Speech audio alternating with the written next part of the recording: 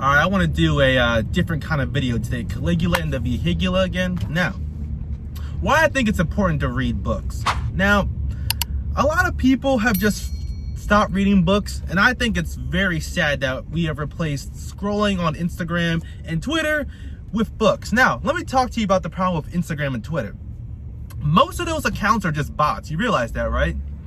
Have you heard that internet theory, that dead internet theory, that like 70%, or I think it's even higher than that, like 80 or 90%? Can't be 90, but like 70 to 80%. I don't know the exact number, but the majority of accounts that you run into online are actually bots. And that's kind of scary to think about.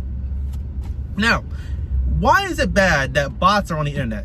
Because you're just reading fake opinions. You're looking at fake tweets, you're looking at AI, you're looking at all this garbage that's just gonna shorten your attention span, it's gonna fry your dopamine receptors, and it's just gonna turn you into an idiot, right? If you spend too much time on social media, then you become an idiot. I don't make the rules, that's just how it is. Now, why are books superior to that? Oh, Josh, why are books superior? Oh, it's the same thing. No, books are different.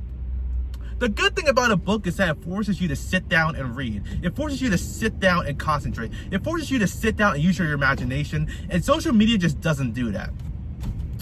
And more so, this is something that I haven't heard anyone bring up, but when you are reading a book, you are entering the world created by one person. And this one person, this author who's writing the book, you can Google them. You can look at interviews that they did. You can look at their history. You know who the person is, and it kind of gives you a credibility when you read that book, because you know who the person is and you're reading it, right? For example, I'm reading Atlas Shrugged right now. You can go on Google, look at Ayn Rand, look at her interviews, look at her philosophy, look at her background, and then you can just sit down, read the book, and say, okay, I know who this person is, I know where they came from, and I know what they're going to tell me, right? But on Twitter, on Instagram, you're just interacting with random people who may not even be real. Like I said, dead internet theory. And there's just so much trash online. It's terrible for you.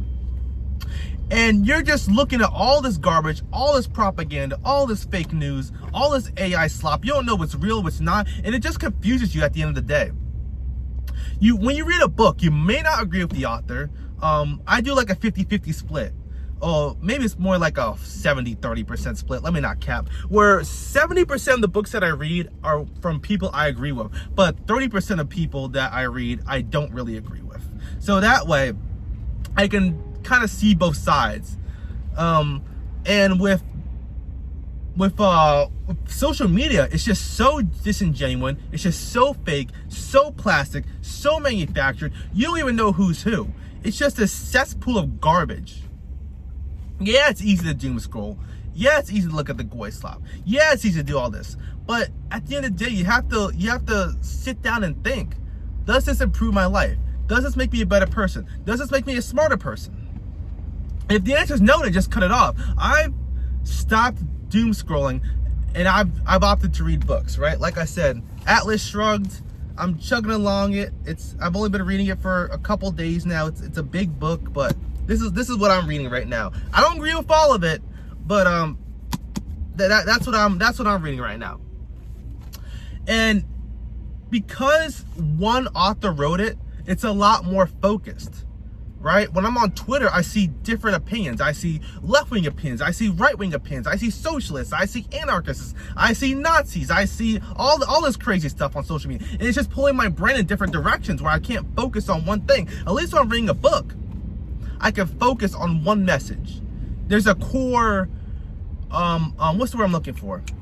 There's a consistency. That's what I'm looking for. There's a consistency in this one book where I can sit down, make myself focus, and read it. On social media, there's no consistency. You see weird stuff. You see the news. You see AI. You just see a bunch of random stuff, and there's just no consistency. It's just rotting your brain, right?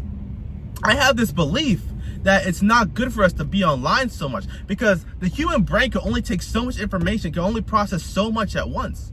We were not designed to see all this information. We were not designed to just take in all this stuff coming from every single corner of the globe. And that's not even to mention, I already talked about this, but all the fake accounts. when Elon Musk put on that what's that little thing where it shows your location. A lot of these American influencers turn out to be from like India and China. You're not immune to propaganda, but you can choose what kind of propaganda you consume. Propaganda has a nasty history, but there's good kinds of propaganda and there's bad kinds of propaganda. What's the difference? Good kind of propaganda improves your life. Bad kind of propaganda makes you paranoid, makes you crazy. It's fake, it's garbage. So next time you're doom scrolling, next time you're on Instagram, just think about that. Think about picking up a book, thinking about just sitting down and making yourself focus. Your brain will thank you for it. All right, that's all I got for you guys today. Peace.